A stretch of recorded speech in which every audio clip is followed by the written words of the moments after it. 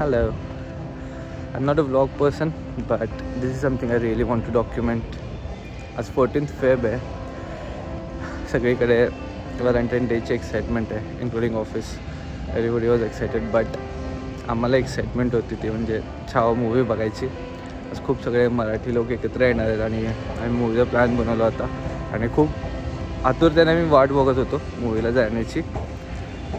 Let's see movie कसा असायचं. सगळेजण इतके एक्सायटेड आहेत आणि आय होप की ट्रेलर पाहून तर सगळ्यांना वाटलेलं आहे की मूवी एकदम हसू असणार आहे. Let's see. आम्ही जस्ट आत्ता छावा बघितला आणि अंगावर काटा येण्यासारखे इमोशन्स होते. तर अजून पण अंग थरथरत आहे, पण एकदम रॉ इमोशन्स होते. कसं वाटलं मग? अनएक्सपेक्टेड. अंगावर अजूनही काटा आहे.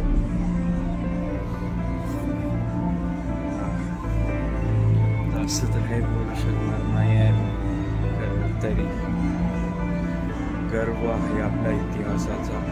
गर्व आहे जे काय पण प्रस्तुत झालेलं आहे आज या सिनेमा दृष्टीतून.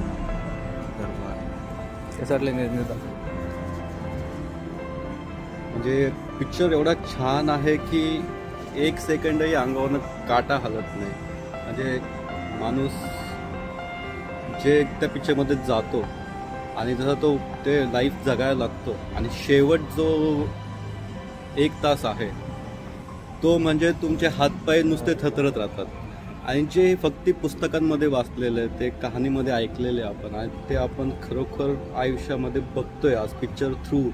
आणि जे काही सत्य घटना आहे, हा काय कुठला व्हिज्युअल इफेक्ट्स नाही किंवा कुणी प्रेडिक्शन्स केलेले नाही, हे सत्य घटनेवर आधारित आहे.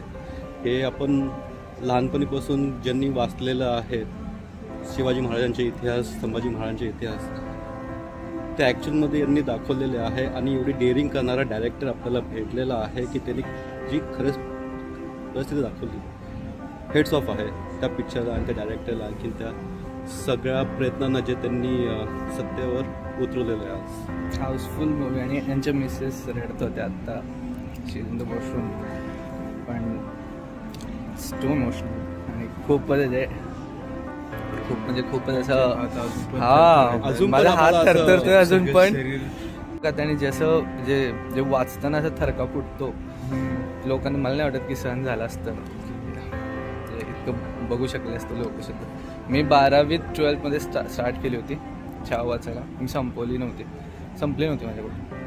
त्यानंतर मी स्टार्ट केली फर्स्ट इयरला ग्रॅज्युएशनला आणि तेव्हा मी ते होतं. पण ते ना वाचताना अशी खंत असेल, म्हणजे ते UPSCचा अभ्यास करताना पण असा राग असायचा ना की यार प्रत्येक गोष्ट अशी कवर केली ह्यांनी. म्हणजे आर्किटेक्चरची, मुघल आर्किटेक्चर असू दे, वॉट एव्हर, द दिल्ली सल्तनत's history, whatever, that part of history, that they have glorified, but the southern history, Maratha history किंवा साऊथची हिस्ट्री, केरळची हिस्ट्री, कधीच त्यांनी म्हणजे एवढा त्याला सन्मान कधी मिळालाच नव्हता. आणि जे डिझर्व करतो आपण ते कधी हिस्ट्री अशी बघायलाच मिळाली नव्हती. म्हणजे तुम्ही architect NCERT never covered that thing. NCERT never covered that thing. Like you literally feel की त्यांनी NCERT इतकं डिटेलमध्ये तुम्हाला मेन्शन करतात ना की यार ते त्यांचं लोटस स्ट्रक्चर, आर्क, एवढं स्ट्रक्चर आणि एवढं आर्किटेक्चरपासून सगळं कव्हर केलं आहे.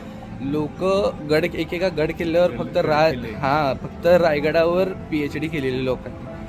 That you never covered. Like this part of history was literally it was unexplored. And आपल्याला माहिती होती. आणि माझं असं असायचं ना, NCERT तुम्ही बघितलं, NCERT तुम्हाला माहिती आहे काय, आपण जे लहानपणापासून वाचतो Marathi history, like it's covered in like few pages, not few pages, yeah, it's like one or two थोड्याशा पॅरेग्राफ मध्ये त्यांनी सगळं जे पूर्ण इतिहास आहे ते त्यांनी संकुचित करून आपल्याला प्रदर्शित केलेलं आहे. आणि म्हणजे आपल्याला पूर्ण इंग्लिश स्कूल्स बुक्समध्ये जे पण असते ते एक साईड दाखवली गेली आहे.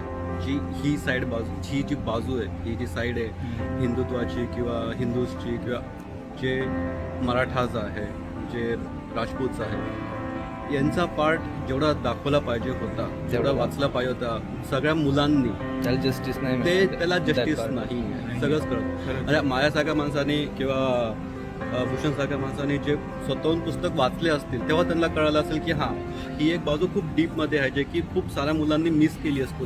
ते पण आलं पाहिजे. How was it? खूप छान आणि अभिमान वाटतो मी मराठी असण्याचं, खरंच मी म्हणेल. आम्ही जस्ट मूवी फिनिश करून आलो होतो. सगळे इतके इमोशनल झाले ते मूवी बघून. when you live abroad, there are certain days when you really miss your home, your soil. And this is that day. आणि सगळेजण सुरुवातीला इतकी एक्साइटमेंट होती मूवी बघण्याच्या आधी. मूवी बघितल्यावर everybody was literally pin drop science. सगळेजण इतके शांत होते. Everybody was full of emotions. And काही लोक रडत होते. हॅट्स ऑफ टू यार, ज्या प्रकारे मूवी बनवलं आणि hats off to Vicky Kaushal as well. The way he performed in this role, it's really amazing. And the most important part is they try to cover each and every part in the movie. Like त्यांनी त्या कॅरेक्टरचा प्रत्येक पैलू मूवीमध्ये घेण्याचा प्रयत्न केला होता. महाराजांबद्दल सांगण्यासारखं तर खूप आहे यार, खूप म्हणजे खूप.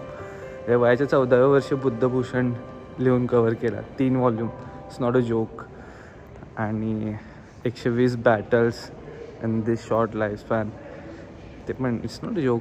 आणि लोक म्हणजे people history will put it in this way की he lost the Sangameshwar battle, but this is the battle I feel he never lost. Okay, like he that was his sacrifice. ते कधी हारले नाहीत. He never gave up till the end.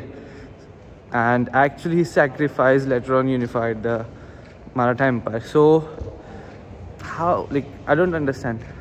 How is this a loss? He's a living memory. He's still a living memory. He still inspire people. So I don't think so he lost that battle.